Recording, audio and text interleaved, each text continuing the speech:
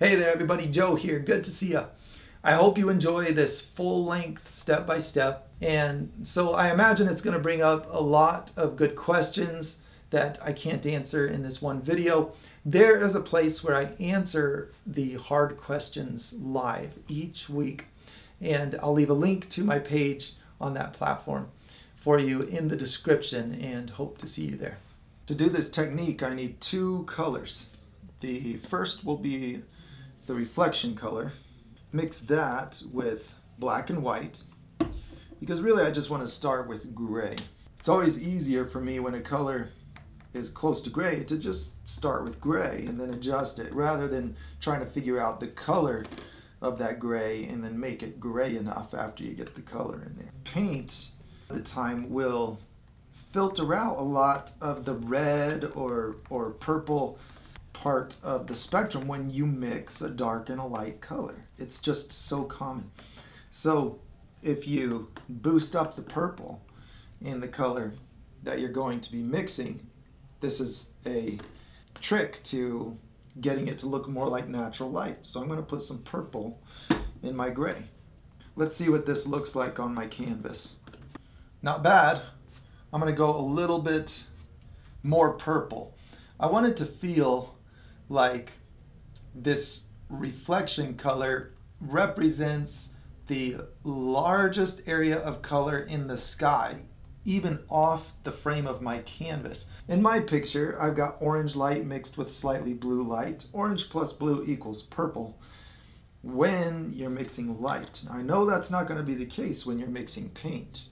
All right, so I need to add a little bit of violet for the sake of the picture, because the light that I'm reflecting actually is a little bit purple, but also because I'm going to lose a little bit of purple color when I mix another dark color with this lighter reflection color. Now the next color I need will be underwater color. That can be anything you want.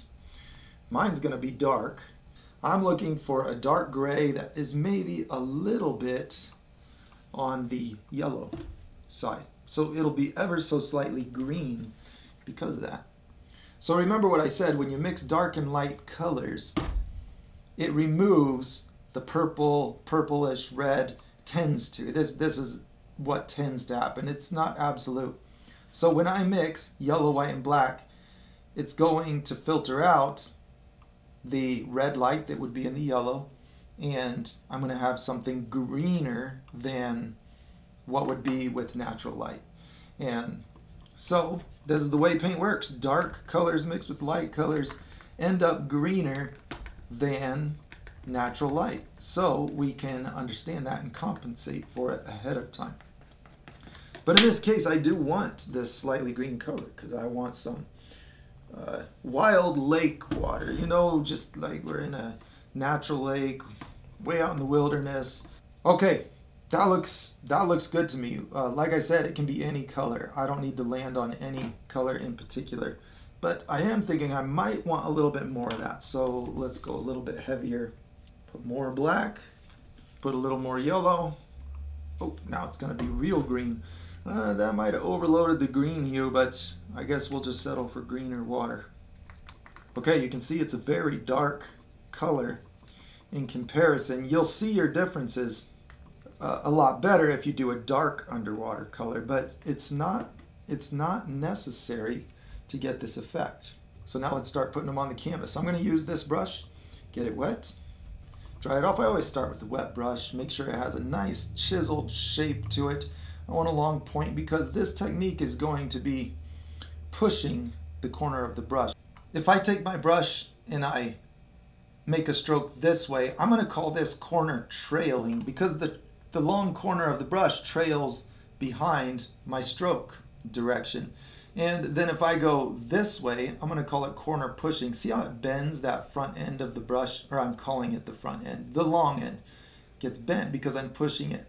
And so I'm going to use more of this stroke for this technique and less of this stroke, although I will be using both.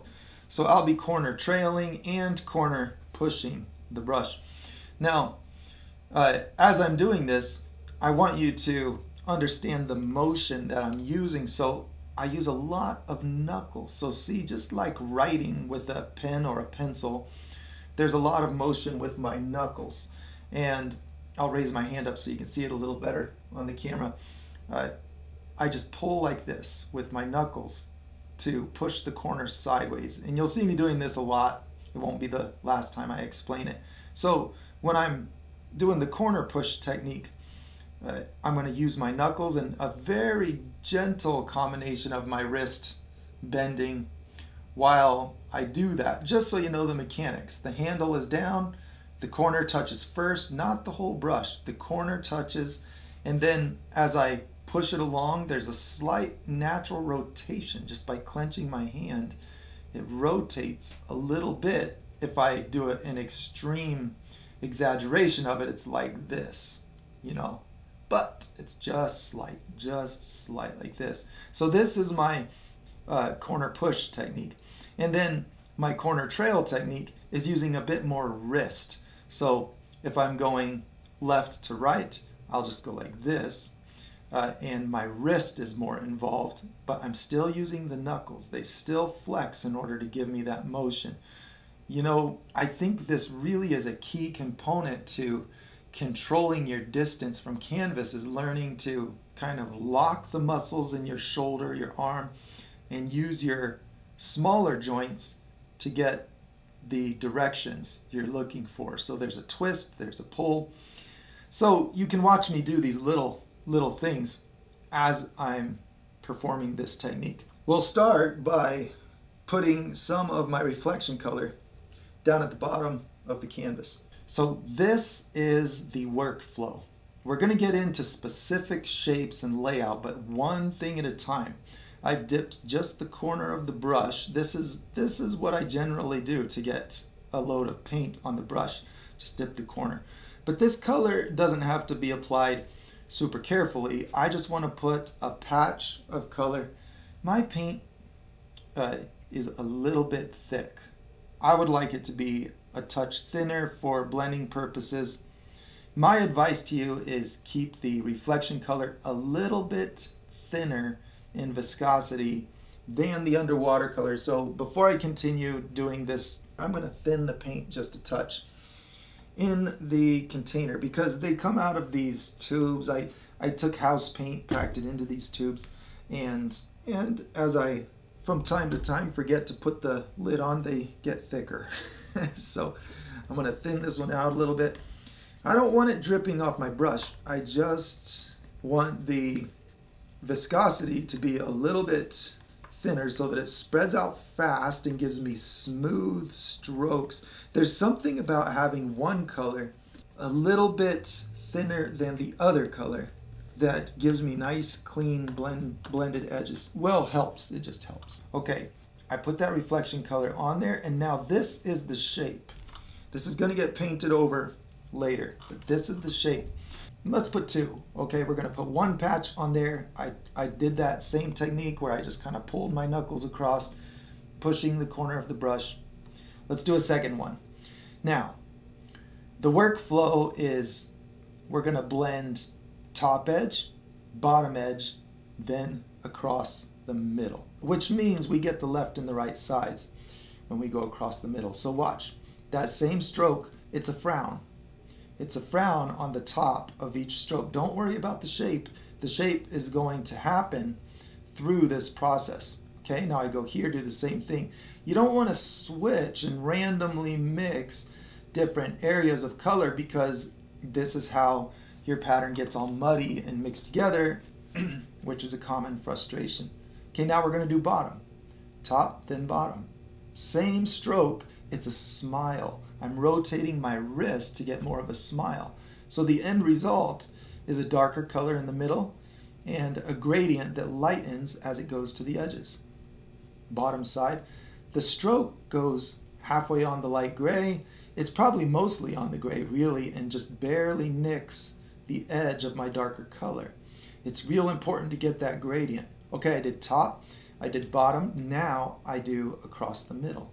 And this is where I pull the left and the right side out. Let's flip the other way to pull. I'm still corner pushing, but it's a little different because I'm turning my hand this way, but it's still pushing the long corner of the brush to get a very soft touch. Okay, now my paint has dried too much because I was talking and moving slow. I'll need to speed up a little bit to get a nice blended wet on wet result. Okay, another important thing, don't let the brush get too tacky with half dry paint. It speeds the drying of all other paint that touches the brush. So we go down here, do a quick rinse, do a quick dry on the towel like you're sharpening a knife. That's it. It doesn't need to be thorough. That will help me to continue without paint drying too fast on me. Let's put the gray color on again. Let's get some of this. And we're going to go up here and put a few more shapes. The shapes at the bottom are going to need to be about this dimension. You know, think of a football.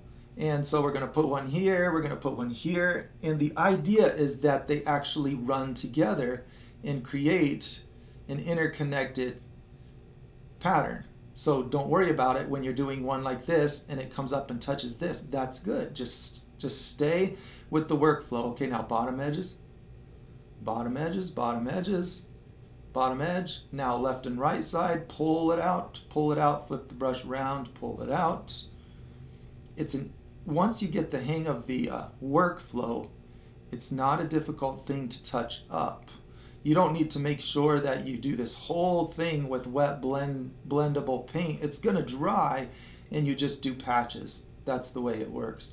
Okay, we pull out the right side, pull out the left side. This is the final stage, is pulling out for softly blended left and right sides of each shape. So you can see that this overlaps this one nicely, and I didn't need to blend it wet on wet. I can just, the colors end up matching each other because they're pre-mixed. Now, the shapes down here are going to be taller. The shapes up here are going to be smaller and flatter. That's the most important thing to remember. We're going to have a large percentage of reflection color near the horizon, and that percentage of reflection color is going to be less as it comes down away from the horizon to create a gradient of angle change where I see less reflection as I look more directly into the water rather than parallel to the surface, which is what you would have out toward the horizon. Parallel to your line of vision causes much more reflection than looking directly perpendicular to the surface. That's why the gradient. Let's rinse the brush, do a quick wipe on the towel, and we're going to do the process again. So we just do a patch of the reflection color. All right, and now I'm going to do multiple shapes. I'm going to work a little bit heavier this time because my paint was drying faster than I wanted to. I don't want to go too flat on my shapes. It's okay to make them a little bit bigger and rounder here. Top edges, it's a frown. Bottom edges are a smile. Bottom edges are a smile. And left and right edges get pulled out and connect with neighboring patches if there are neighboring patches. This one, I'm going to let the brush hit the dark color a little more, do the top again, do the bottom again, and pull out the left side, pull that out, pull out the right side. Okay, there's my shapes. That works. So you can keep revolving this process. I'm doing top, now bottom, doing it again. I don't always nail it. You know, it's not always right on the money the way I would like to have it. But this workflow I've found to be the best at accomplishing this somewhat challenging task of soft gradients everywhere. Okay, in the end, I think if there are soft gradients across the whole picture, that is more important than the exact pattern. All right, let's do some more. When it dries, it's easier to come in and touch up shapes. You know, if you see imperfections in the pattern, we can come back when it dries and touch that up pretty easily. So we don't want to get too caught up in details near the beginning. Okay, as I go higher in the picture, I want flatter shapes. So here I've got maybe some that are more big and round. And then as I go higher, we're going to get flatter in here. Let's do more this time. The brush runs out of paint naturally as you apply it, and so then, you know, that's a good time to to switch to the from the top to the bottom or from the left to the right. It's a good time to make a switch as the paint is naturally running out. The bottom edge, top edge. Once you get the hang of the pattern, don't let me stand in the way if you find a better workflow. I'm just trying to remind you of what the different criteria is, but there are no hard fast rules here. Okay, pulling out the left and right sides of my shapes. I ran out of base to blend it on, so maybe I could have been more strategic on placement there, but it's okay. It's going to be fine. Right, top edges.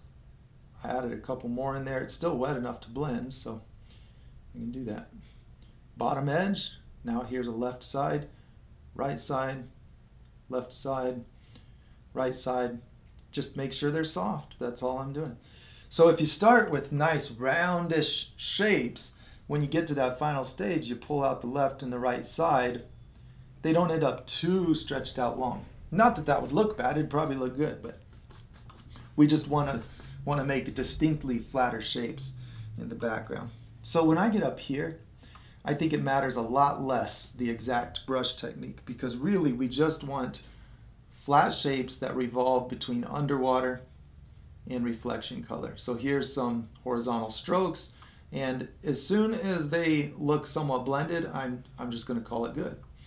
But I would estimate in a picture, our background is probably like the top fourth, the top quarter of everything below the horizon. So if this is the horizon, then let's just say this top quarter is where I'm going to really treat it like background and squish all the shapes flat. It's a good general rule. Really nice. You know, if you want your surfaces to look far away and horizontal, you know, you want that nice depth, like you could walk way out there for miles, and then make it a gradient of gradually flattening, not suddenly having flat shapes in that one strip. Here I'm doing corner pushing and corner pulling. I'm just doing both of them side by side just to get horizontal shapes. Just getting rid of some extra paint on my brush right there. Now I want to see these two sections come together gradually. So this is important. I want to have my shapes appropriately flattened for how high they are. So we're going to go like this, get some real flat ones here, get some not so flat ones, not as flat. The only way to really get this dialed in is to spend time doing it. I don't think there's something I can say that will, well, not that I know of yet, that will help to get this pattern to look nice and continuous. Just try to be conscious of the shapes, gradually flatter shapes as you go up. I'm gonna do some more. You're going to end up overlapping one patch after another. So don't be afraid of that. The idea here is that we're using a technique that can be easily touched up because it's made to overlap.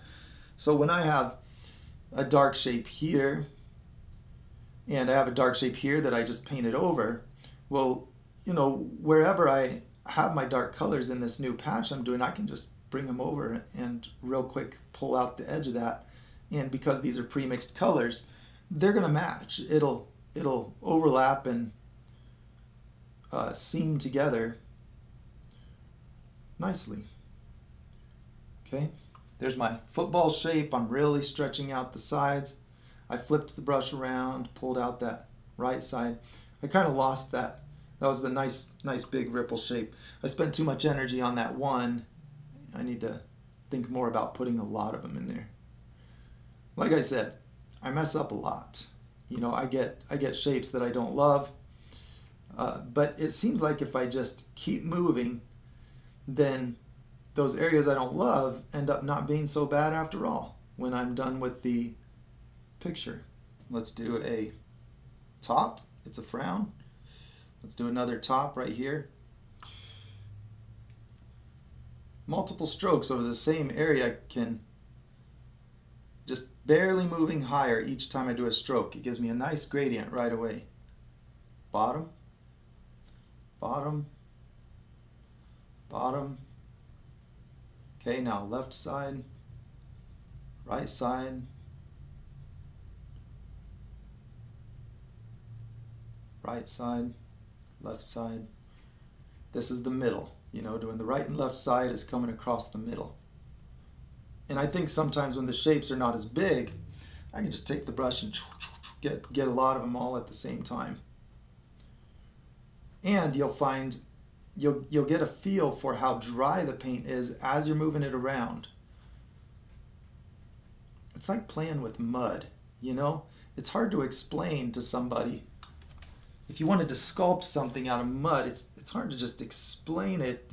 It's like get your hands in it and feel how it responds, and then you'll make your own decisions on where you want to try to blend and pull colors, because you'll have a feel for it. So my point in saying that is there are moments as this paint is tacking up and getting less liquid that it's easier to get a very soft blend. There's a window of opportunity there when it's almost dry but not quite, where I can really blend out streaks if I want to. So look for that window. Here's an overlap. I'm going to touch up a spot here. So I can just put a patch right in here. It's going to go up close to that one, and it's going to connect right to it. Look, like that. But it's still a separate patch. Here's the smile under it. Now the paint is starting to tack up a little bit. It's getting easier to blend. I'm going to hit the left side. Pull that left side out. This is just one big shape I'm working on. Right side, pull that right side out. I'm going to connect it to this one. I don't want to leave left and right sides coming to a blunt stop, kind of like that one. That's not going to look so natural. It's not going to look so much like soft water ripples. Although it is a painting. I'm not trying to say you have to do this. It's just understanding what the effects are. That's all. See here, I'm going to double coat it. Here's a dark spot. I'm going to make it darker. Same technique. Just barely bringing that across. I haven't done the middle yet where I pull out the left and right sides because this paint is heavier than the other part, so it's giving me time to work. All right, now that paint has tacked up a bit, it's going to be easier to gently pull out the smaller areas. This is where I'm pulling neighboring shapes together to be one combined complex shape. And just looking for any unblended edge. I don't always need to keep track of the exact shape, just make sure I've got very gradual blends, especially the side to side gradient. That's more important to get soft than the up and down gradient. So blending the left and right edges. The softness of that is a bigger difference maker for this effect than the softness of blending the top or bottom. Maybe that's why it works well to save the left and the right for the final pass, because you know that's the buttoning up the loose ends on it when you do that. That little. I think I'm going to go even darker down here because I want to see a lot of underwater at the base of my picture. I can just make one single shape, and if the paint is still a little bit tacky, it might just blend right in like this one did. Okay, I'm going to move along. You don't want to paint on it when it's almost, you know, there's a window, like I said, a window when you can do some real nice blending. That window quickly passes, and then you just start making things grainy and less attractive the more you bring the brush across it. So I had to stop on that area. I guess I'm doing 2 or 3 strokes on each patch as I apply it. It's a very light touch when I do that, very light touch, and I'm careful to use that long end of the brush, pushing it like this, just lightly this direction. That's where I get that softest touch, just to barely grab the ends of the patch of color, pull them out to the side. Here I guess I'm using both ways. I'm taking the brush. You can tell which way I'm making the brush go by watching the handle. Over on the left side, you know, something I don't love about my pattern at the moment is that I'd like to slightly slope things down on the left, kind of like a single shape has this frown on top. Well, let's make the whole picture have a slightly frowned perspective. I'll show you what I mean. it makes for a more 3D wide angle view. So if I just slightly slope all these shapes, let me do it. So they're tilting ever so slightly down to the left. Not a lot. You can overdo it real easy. But these shapes, if they slope just a little bit down to the left, and then same thing on that side, a little down to the right, it'll give me like a central point of view where, as I look out, the perspective feels natural. And like I said, you know, once you get a feel for the workflow, don't let me stand in the way of any modifications you want to make to it. The end goal is what we're after. We want these soft gradients with this criteria for the shapes. I'm going to put a little bit in here. This looks like a spot I missed. Rinse out the brush. I'm starting to get fast drying. Don't forget that part. Let's do another patch here. I want these to be more circular. They're not flattened from the horizon. It's okay for the gray to get completely altered by the dark color. That's a good thing. You know, I don't need to keep the sections completely separate, just separate enough that I have darker spots. Here's a technique when you have some grainy stripes in there. Sometimes you can fix it all with just a brush that's got the extra paint discarded.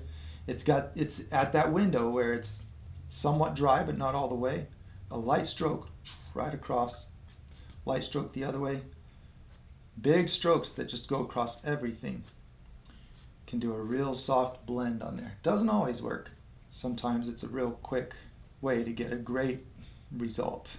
Very soft, very softly blended result. I'm going to put a whole bunch of this dark underwater color down here at the base of the picture.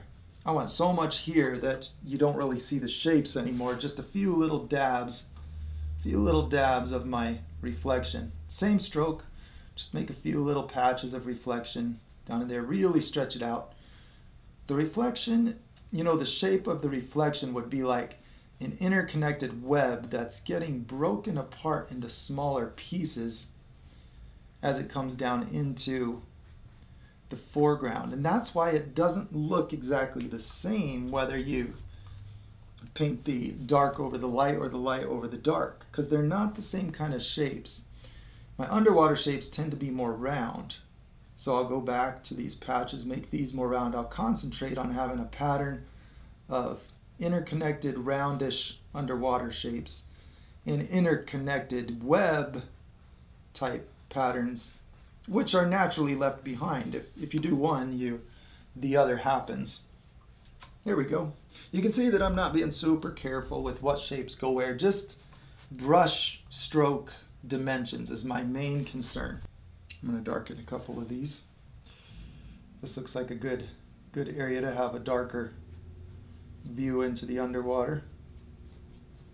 That dried super fast. It was hard for me to blend it because the paint that it's going on top of is already freshly dried, and that super speeds the drying of anything that you put on it. That's why rinsing the brush is a good thing to just routinely remember. A quick rinse, not a thorough rinse. See, I'm closing in on these light gray shapes. The dark underwater shapes get bigger, they bleed together. That's where I get my soft ripple effect. Underwater color.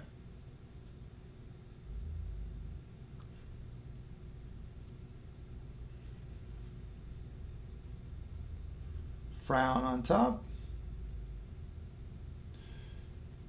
Smile on bottom.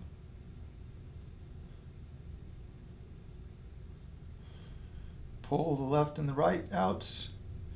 Now, I'm strategically gonna let this sit for a little bit, a few seconds to let it get more dry. That might be a good technique, is to purposely, if the paint is heavier, you can tell when you've put it on heavier and it's pulling around more.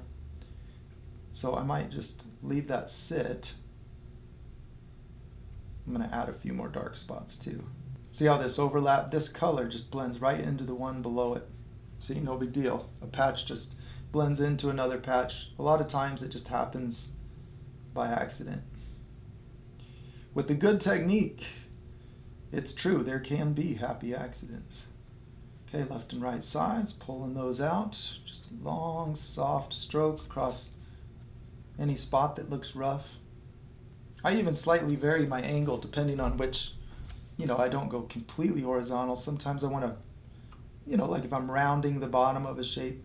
It's up to you to decide, but rules are meant to be broken, so you experiment with what kind of little tricks you can come up with your brush strokes to deliver good results. Here's the basic pattern. Oh yeah, and I forgot, I do want things tilted a little bit. I want things tilted slightly down. I did it without trying these ever so slightly tilted. That way at least it looks like maybe it is, which is enough for me. Okay, I need to start getting flatter strokes as I'm up here. I'm corner trailing right here, pulling that corner. If I need real flat tapered strokes, at any point you can try trailing the corner, and you might have a real different brush. It might handle differently. So like I said before, find your own comfort zone with the brush workflow. These sideways strokes, oh, I didn't mean to do that. I got a big old diagonal line there.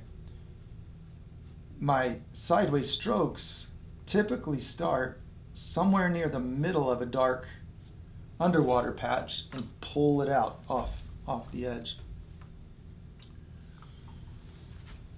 If I were to define where my brush is making contact.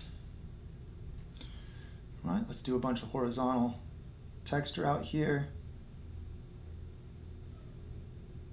Real horizontal shapes here. I'm just scribbling side to side with the long corner of the brush.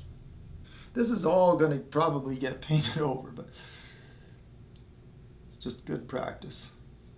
I want to complete the layout so you can see the effect.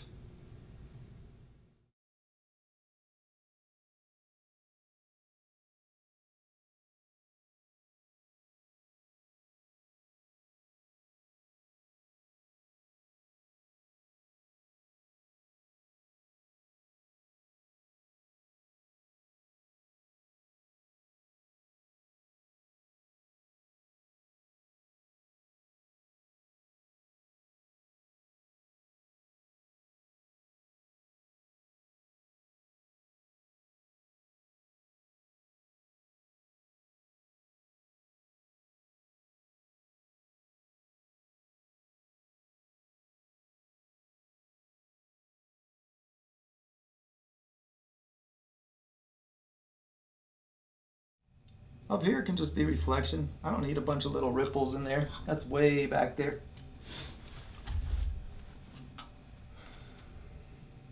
So now this is the phase where I can touch up if I see areas that I don't love. But I just want to look for sudden stops on left and right sides, areas that are more grainy and not as blended. It's really simple to touch them up. Once I have my colors pre-mixed, I'll do a quick rinse. I'll go right to the middle of my painting. I'm looking at this spot here. I'd like that to be a little more softly blended to the rest. Let's start with the dark underwater color. I'll put it where I have the dark color. It's not going to match at first, but it will once I do the same thing with my light color right on top of it. It's going to pull the light color down into the dark one, see above it, and I use that corner push technique, crunching my knuckles just like this, and then I work my way down. That color's going to match. You see, and then I touched up that gradient. So this technique is meant to be touched up. I never get it right the first pass. Never get it where I want it the first pass, rather. Now I'll go the other way. I'll put some light reflection color where I already have light color. I'll come in with my just a little corner dab of my underwater color. I'm going to put it right under here so that those edges go on to what I just painted with the reflection color.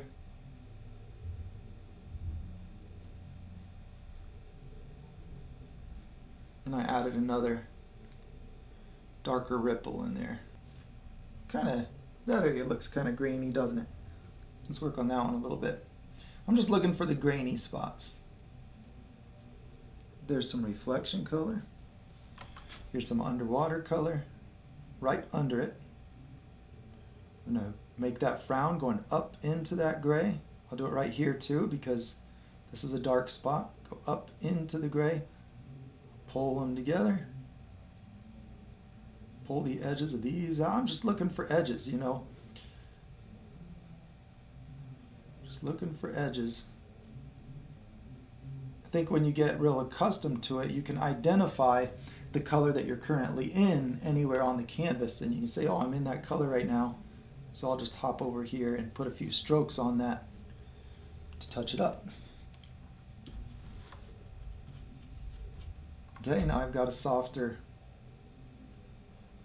patch right there, but I don't like how this one chunk like that. I'm such a perfectionist. Really, this level does not matter a lot. I'm just showing that it can be done. Here's a spot that could use a touch up. Here, let's put the dark color right here, dark color right here, and a little bit of reflection color in between. Under this one, over this one. We're going to have a gradient. They're meant to be mixed, you know, so you just, after you get them where they go, pull them together. That didn't work so good. The paint dried it ultra fast and it was put on very thin. So I'm going to have to go a little bit heavier on my touch-up, not be too scared. Let's go a little bit heavier on that. Let's put my dark color in here.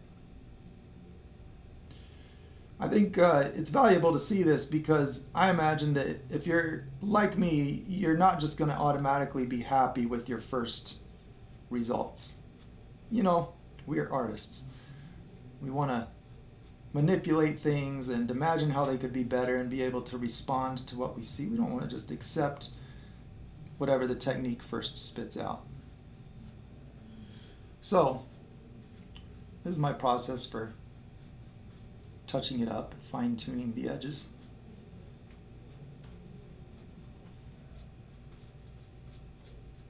Make that one a little softer too. It's right in the middle. Right in the middle, so it'd look good to have that be a little softer. I think you can just use like watered down layers. You can just use a glazing technique at this point if you wanted to. I'm still paying attention to where the edges are, but you know, you could just softly glaze colors over. The end goal is the shape pattern.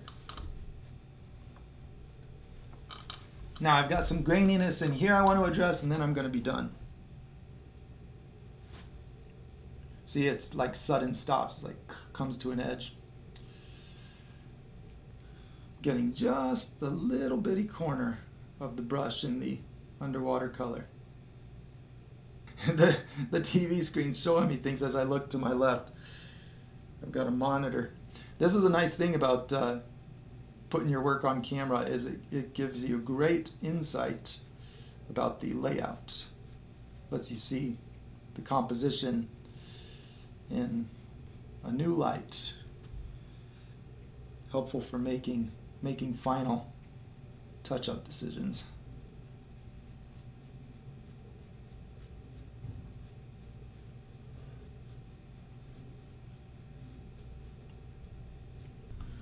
Okay, now what this is a map.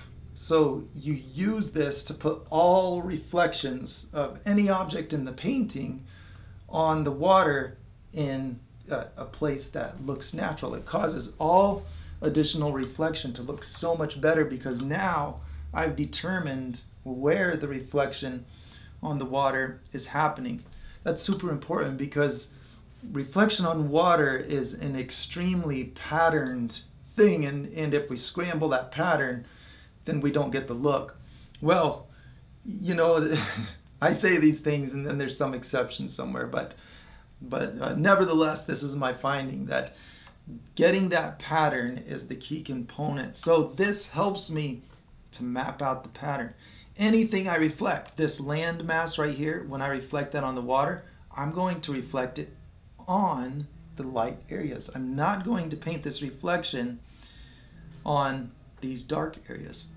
And if I add other objects like little rocks or sticks poking up, I'm going to put the reflection on my light areas. So I'll show you what I mean. So now if I want to put something reflecting on this water, I'll just put some, I put some black on the tray here. Let's get a little bit of orange, and we'll make old remnants of a dock. We'll just put some sticks poking up. We'll need some yellow, and we might want a little bit of white, although we could probably just use this as the white. So let's go up here and pick a spot. I don't love this spot, so I'm just going to put a thing in front of that spot. And we're just going to put an old piece of wood sticking right up out of the water, slightly rounded on the bottom to get perspective with my shaky hand. All right, let's put some orange in it for some wood tone. Leave the black streaks in there for the look of some cracks. Let's put some yellow for the more of that wood tone right where the orange already is. Make it catch in some of that sunlight. Not a lot though. We don't need a lot. We want it to look old and waterlogged. There we go. Okay, very dark color. I'm going to put some gray on it now. This is my gray. What I'm using instead of white for my final highlight color on this. And I think it's too light. I want it to be very dark. So after I get this in, I'm going to put the black in the middle of it again. Like this, just right in the middle. You know, an object will look kind of wet and reflective if the edges have that lighter grayer color around them. Just like the gray reflection on the water, we can put grayish reflection on the edges of objects. Okay, we got an old stick sticking up out of the water, and now to make the reflection, this is the fun part right here, is we just use this color right here. We for a dark color, for a dark shadow, especially in the foreground, we can just use the underwater at 100%. So watch, it only goes where I have the light color already. It's going to go right there inside of the boundaries, and I'm using smooth edges. It looks like it kind of wraps up a little bit here, you know. So, and you can make multiple shapes in there if you want. You can make a few of them, but I'm putting the reflection only on top of my light established reflection area, which means also right here and right here. See, this is my light reflection area. Maybe a little dot of it right here. There we go. Look at that. It's like magic. It's the reflection of my dark stick, and it's that gradient that I put down ahead of time that makes it work. Okay, that's pretty fun, right? Let's do another. Let's put another one in there. Let's put the black in here and put one further away. Where's another spot that I don't love? Let's go right in here. Let's put another one kind of out here, like this. Further away, so it's going to be smaller, slightly round at the bottom for perspective. Although I don't think that matters too much in this case, because we've got ripples on the water that could change that shape. Here's some orange for the wood tone. Here's some yellow to get the, you know, more of a wood tone. Right there. Okay, now I'm gonna maybe redo some of the black. I have to rest my hand on the canvas a lot of the time to keep my hand steady, so don't feel bad if you have to do that. Oh. Right there. Now some of my gray for a highlight. Get a little bit of sky reflection. You know, it's just like the water. Looks like the reflection of the sky on the wet log. And I'm gonna do a few strokes to blend it in. Like this. Maybe I need some more black in there also. I don't want it to be so light.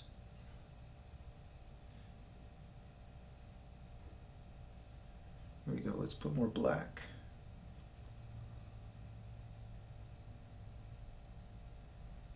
This is a backlit landscape. It has the light source behind, so I want to make sure I don't put too much light on the face toward me. Okay, and now I'll do the same thing. I'll just get a little bit of that pure underwater color, and wherever I see the light spots, wherever I see it, that's where I'm going to put a reflection. And I'm trying to get smooth lines. You know, I don't want real grainy, choppy lines, so I have a good amount of the paint on my brush. Might be able to tuck a few little tiny spots right up there next to it.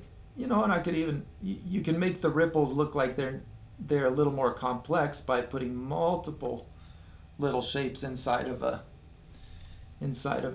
ripple. But the point is, we have the boundaries defined. We've got the map. Right, here's a light spot, here's a light spot, here's a light spot.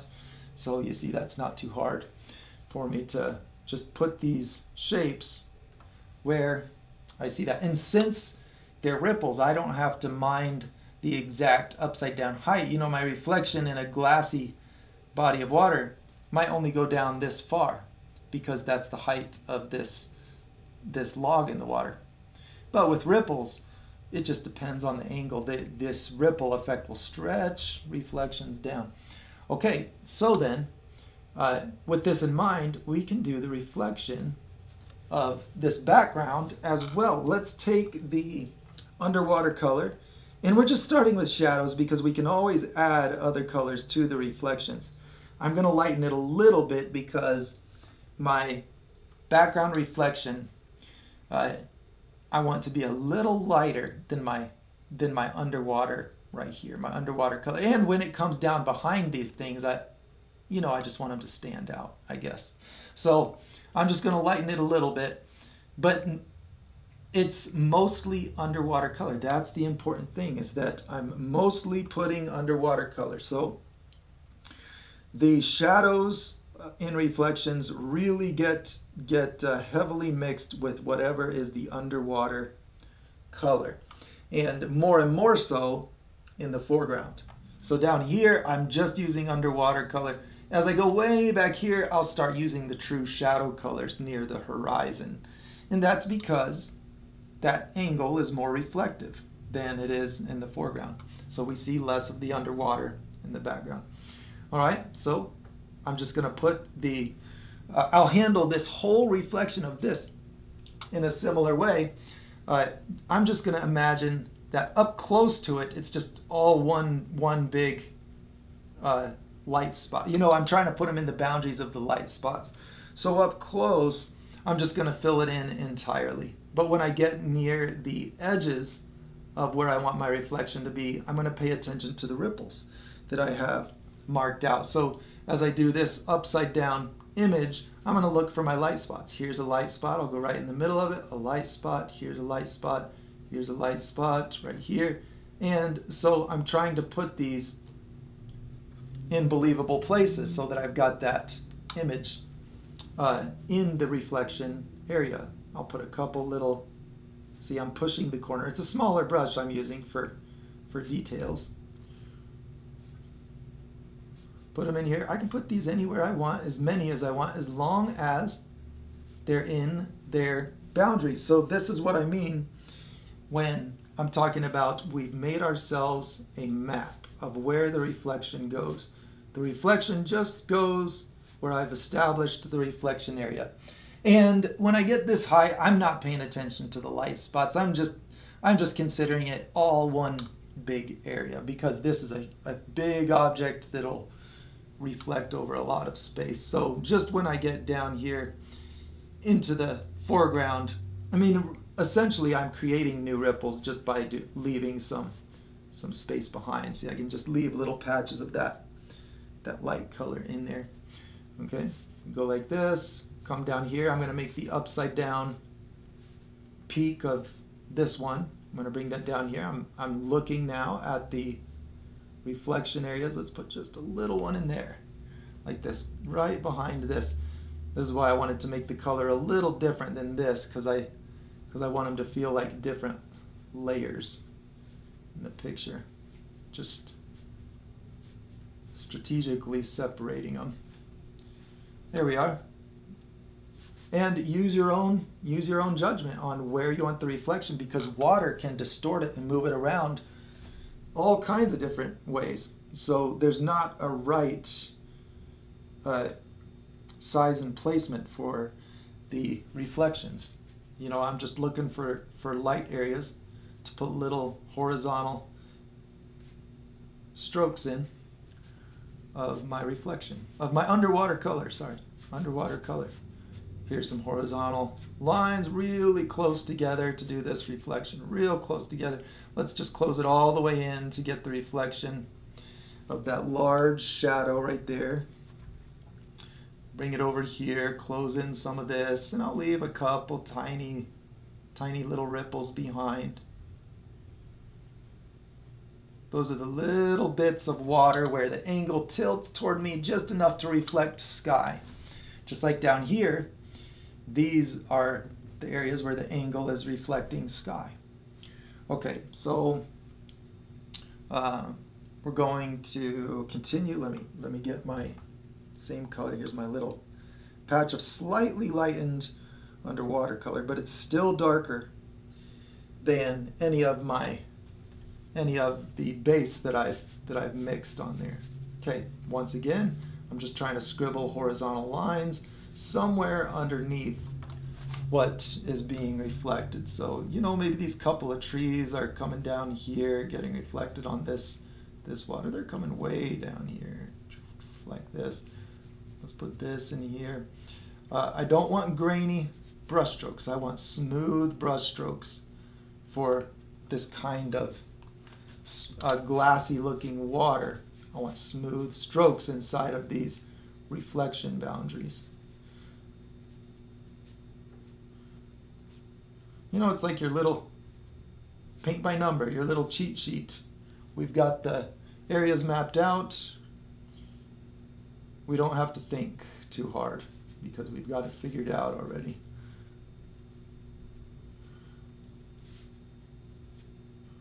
Put some there. This looks like a slightly darker spot, so I'll stay off of that. We'll just put these in here.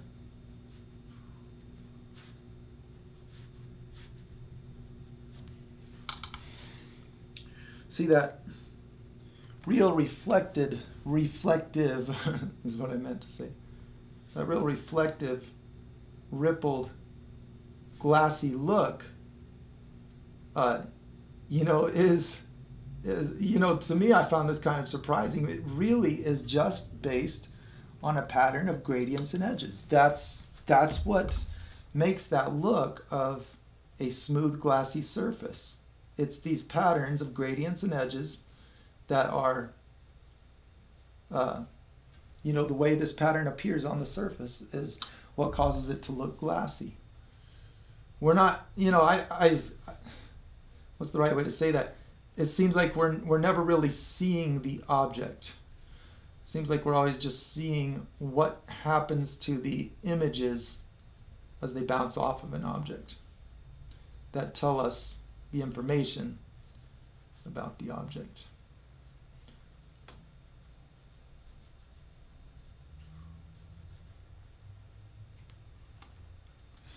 Just looking for those light spots to put these reflections in.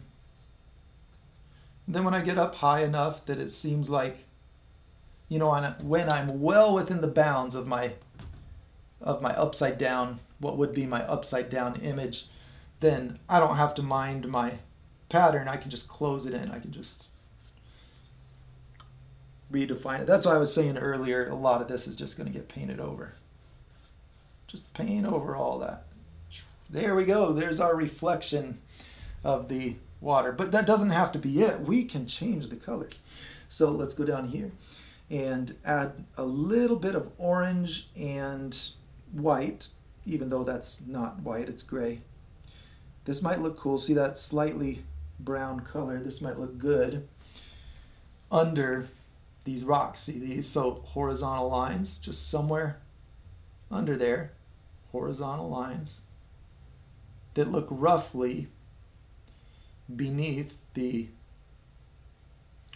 beneath the ones that are from the source.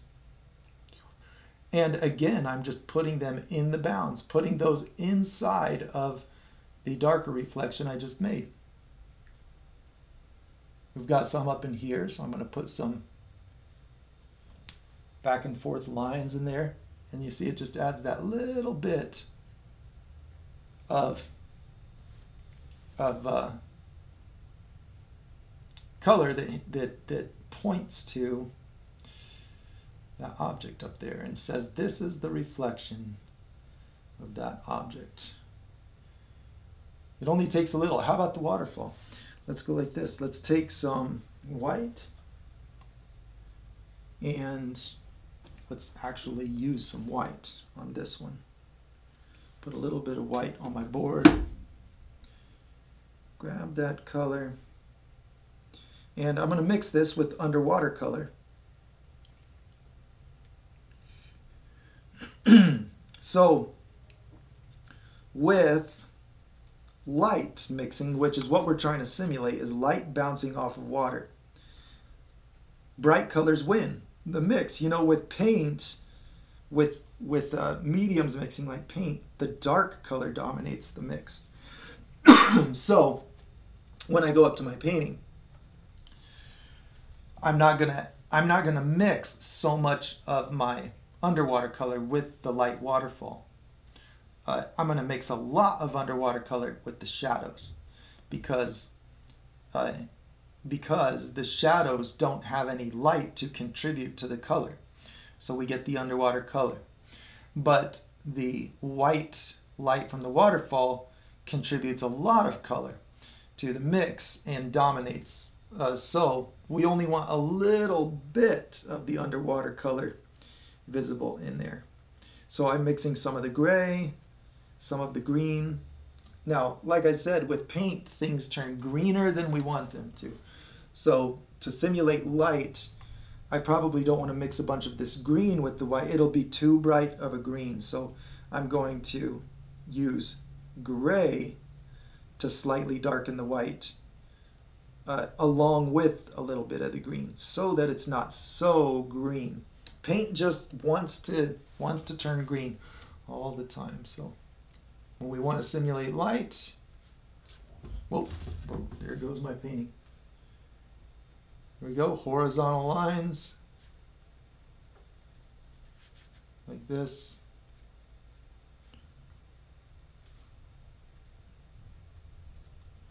You see we get the reflection in there just like that. Let's put a little bit darker. I want to go a little bit darker on that. Up here it's not very bright. I think I went too bright, so we're gonna really darken that down. I'm using my underwater color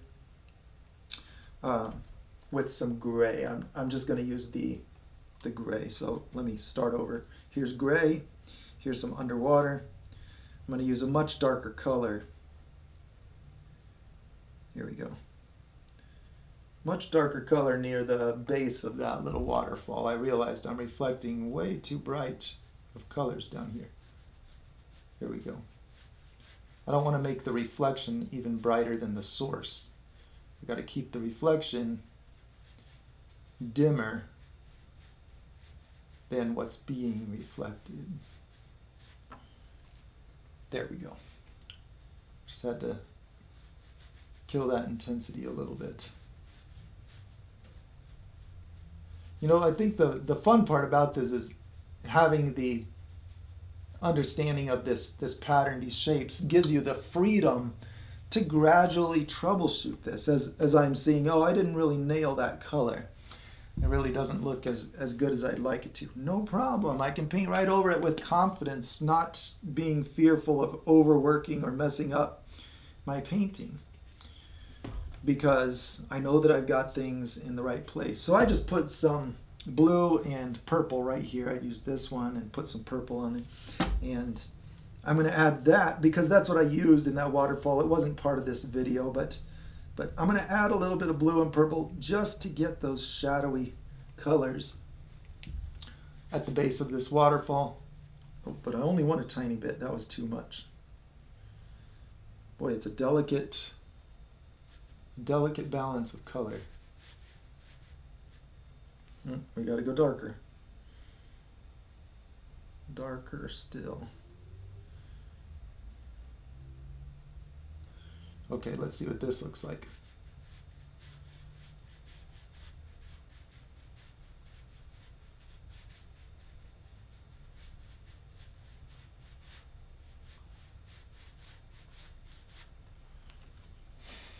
There we go. It kind of looks like a little bit of mist splashing out on the water too.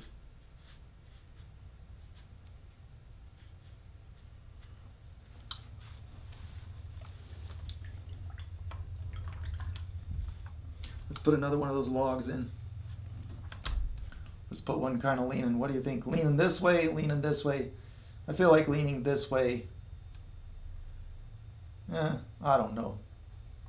That looks good. Let's put it leaning that way. And around the bottom because we want it to look 3D. Let's put some little bits of orange in there, little bits of yellow. Here we are. An old waterlogged remnant of a dock that used to be there, perhaps.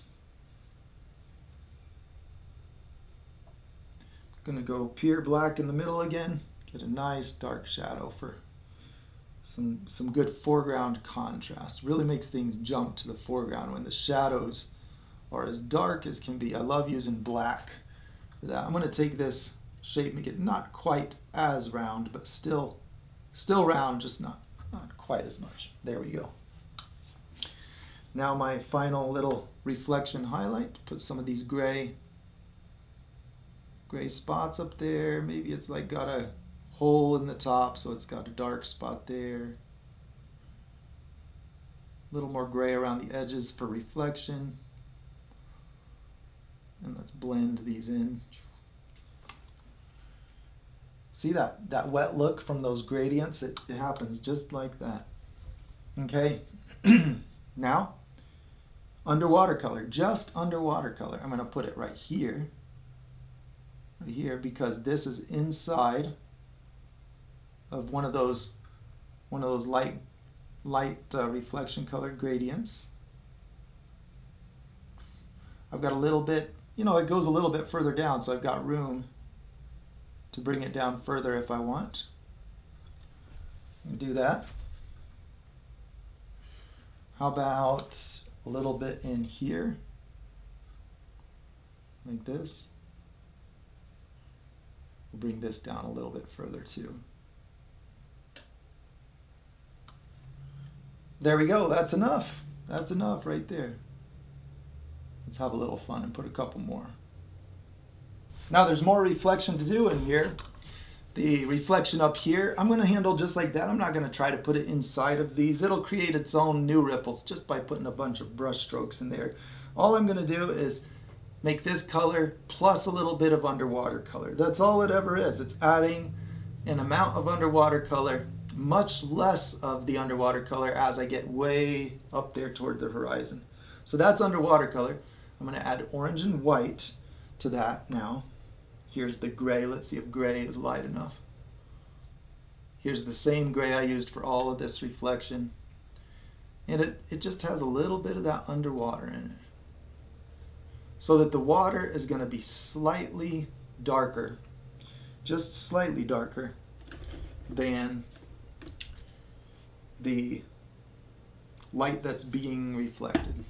And that's only because the underwater color is darker. It may be that, in another painting, I have very sunlit, shallow water that's actually brighter than what's being reflected. And then the values can reverse. So just be mindful of that concept of it being a small percentage of whatever's under the water. That's all. So I'm mixing the color that's a little bit more believable for this background, and trying to get that line level.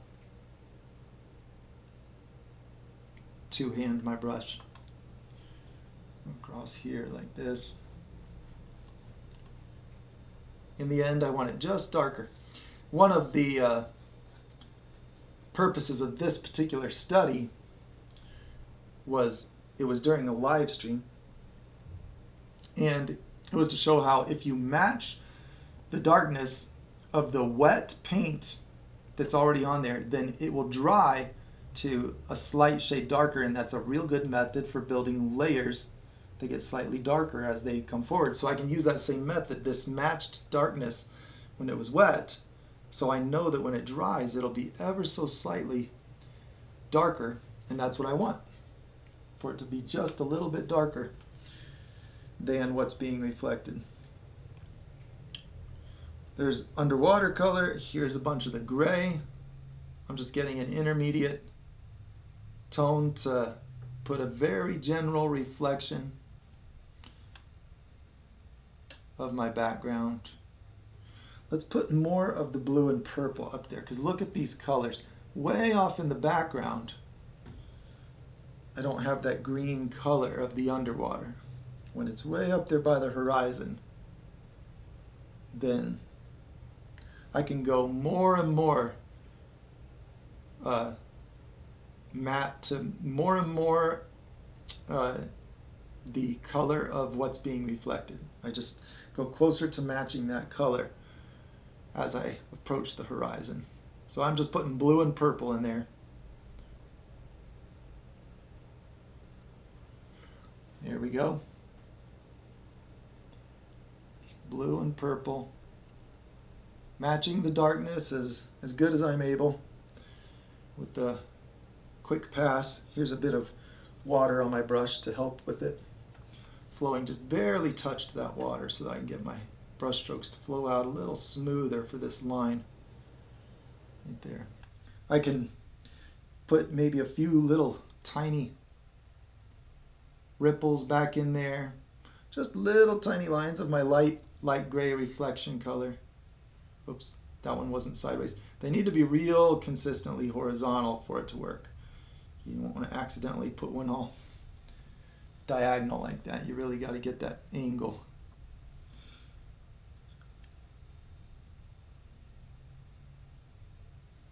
All right, let's put maybe a little bit more of these colors in there. Let's try that out. Let's go underwater color. That's the green. Let's put gray to lighten it. Well, that'll probably do it. Just put more of that color right there, and that's going to be the reflection of those spots. And as I get down near the end of it, you know, like I feel like I'm getting toward where the sky might be, then I can start looking for light areas to put it inside of. Right here, right here. Don't worry about how much you can see it. Just mind the pattern. Pattern really serves you well when you use it.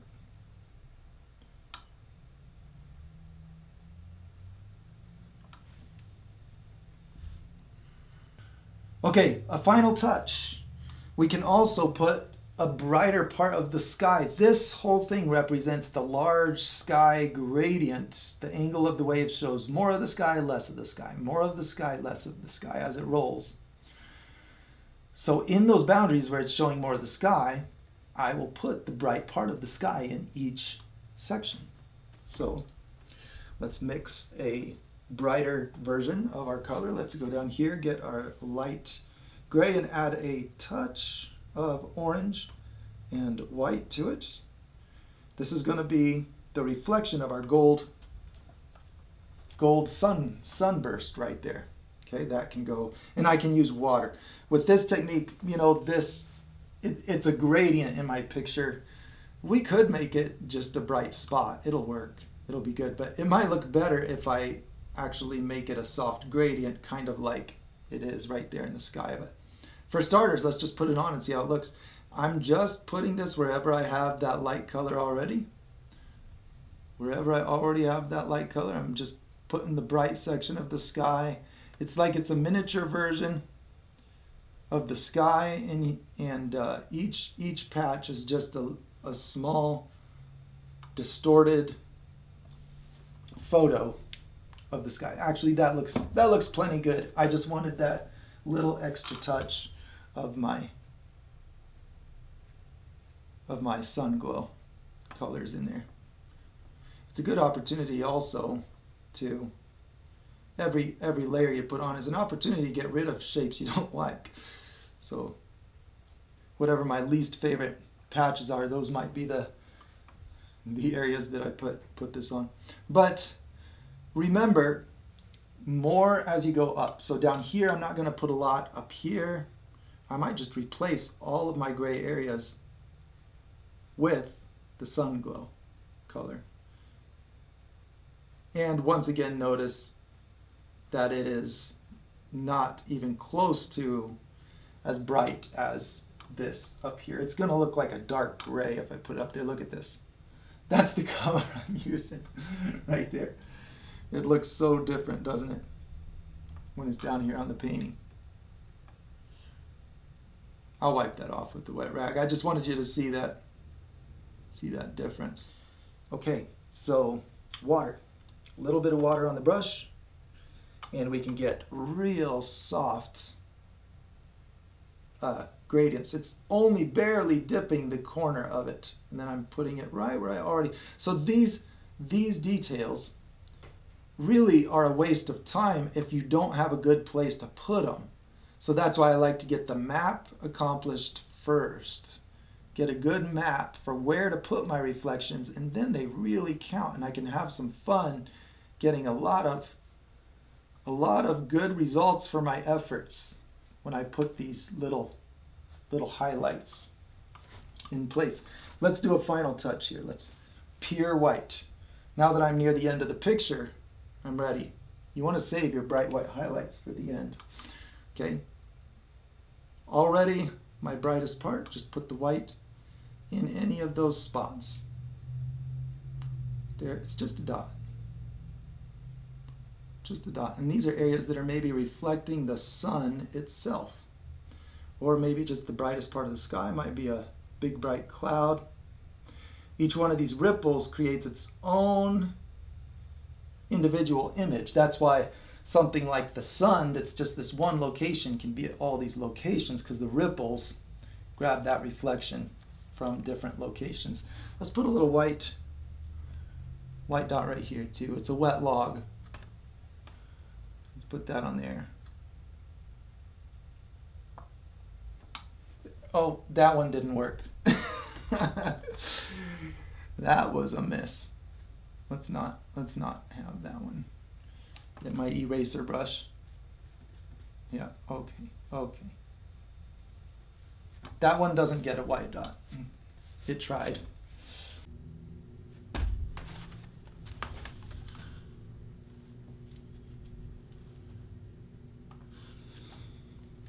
I'll go ahead and add a little bit of my reflection color. Also, this is wet on dry, and you know, it's not worrying about the fancy technique anymore. I'm just lightly glazing over this with paint that is very watered down in order to just put the reflection where I see it up here. I want to put it down here, and I'm going to put smaller and smaller strokes as I go down. Since I'm working in the reflection color, the shapes are smaller as they go down, where the underwater color is smaller as they go up. So I could do the same thing. You know, this is made to be touched up. You don't overwork this. That's not a thing. You keep having fun working it and working it. You know, I definitely am going to go against convention on this mindset, because I have just found such reward in understanding patterns and benefiting from the repeated practice of those patterns. So if you're still enjoying it, if you feel like there's something else the picture could benefit from, put it in there. have fun touching it up and touching it up and touching it up. You know, maybe you will ruin it. I think it's worth the practice to ruin a picture.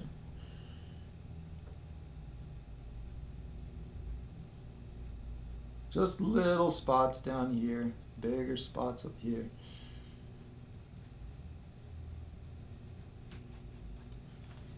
And here I can touch up a few deep water spots too, you know, like, you know, maybe I want to put, let's see, where's a good spot? Where's a good spot? I want to put some more roundish shapes in here. And so here's a spot where it got kind of stretched out long, like real long ripples. So top side, bottom side. I'm going to get more of that reflection color. Bottom side, bottom side. See, I do the top and the bottom, so I get that round shape now across the middle. Across the middle. They're going to merge together because they're close. Now the left and the right sides, pull them out. Like this, no big deal. You can touch that picture right up. Put the colors anywhere you think they'll look good. I'm going to get just a wee little touch of the reflection color because it got kind of grainy. It dried.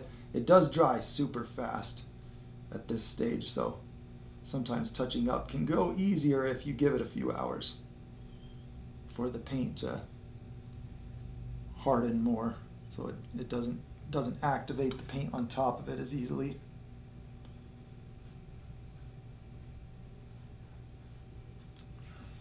There we go, not quite as long and stretchy of a shape, you know, so that I get more the look of a foreground. I could also try just glazing over it with the wet on dry technique. Here's just water. That's nothing but water. Well, my brush has some of the dark color in it, I guess. I didn't mean to. But here, let's just put a bunch of water on the... I think it just kind of looks a little bit darker as I put water on it.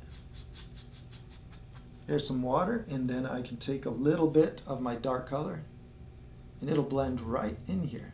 Top side, bottom side, pull out the left, pull out the right. There's a spot. There's water. That was just pure water. I'm going to put underwater color right here. Nice and dark.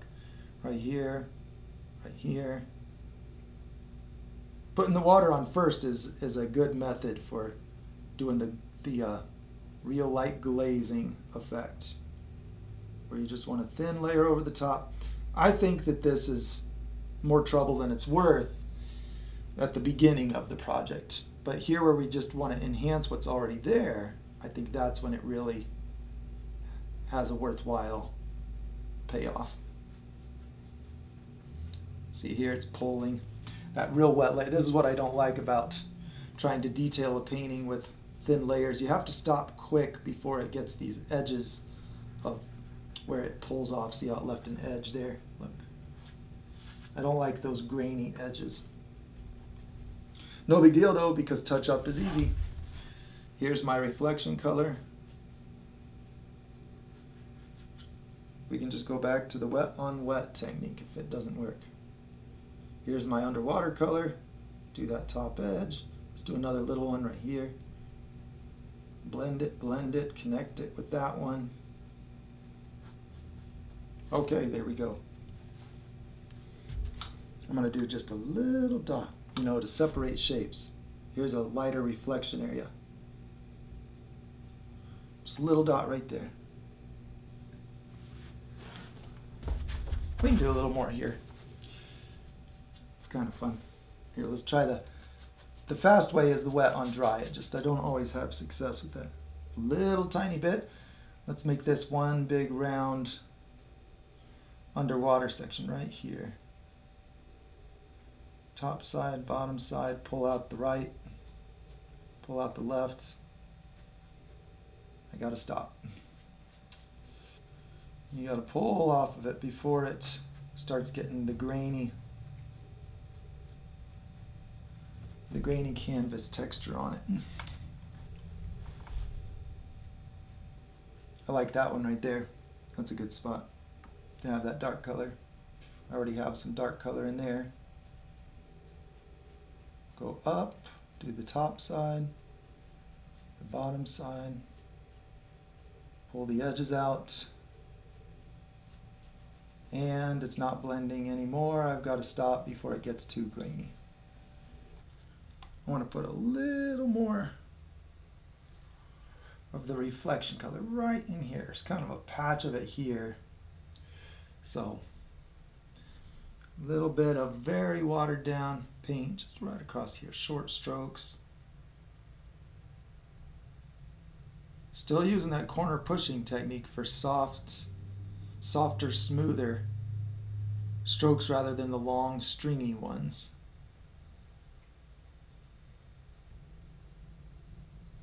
It's just my reflection color, that's all it is. Just the gray reflection color.